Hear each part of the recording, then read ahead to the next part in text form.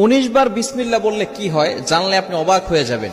বিসমিল্লাহ মানে আল্লাহর নামে আমি শুরু করছি। পবিত্র কোরআনুল কারীমের ভিতরে সর্বপ্রথম কিন্তু আল্লাহ তাআলা বিসমিল্লাহির রহমানির রহিম দিয়ে শুরু করেছেন, ঠিক কি না? বিসমিল্লাহির রহমানির রহিমের ভিতরে অনেক ফজিলত রয়েছে। 19 বার পড়লে এর গুরুত্বপূর্ণ একটি ফজিলত রয়েছে। ওমর রাদিয়াল্লাহু তাআলা আনহুর যুগে রোম সম্রাট একবার ওমর রাদিয়াল্লাহু তাআলা আনহুর কাছে এসে হাজির হলেন। বললেন, ইয়া আমিরুল মুমিনিন খলিফাতুল মুসলিমিন, আমার মাথায় প্রচন্ড ব্যথা। ওমর রাদিয়াল্লাহু তাআলা আনহু এমন একটা টুপি সেই রোম সম্রাটকে দান করলেন। সেই টুপিটা যখন মাথায় দেয় সাথে সাথে মাথার ব্যথা ভালো হয়ে যায়। সুবহানাল্লাহ, বাসায় গিয়ে সাথে সাথে মাথার ব্যথা কি হয়ে যায়? ভালো হয়ে যায়।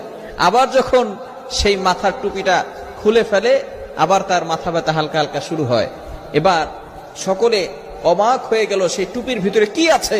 ওমর ইবনুল খাত্তাব রাদিয়াল্লাহু তাআলা আনহু টুপি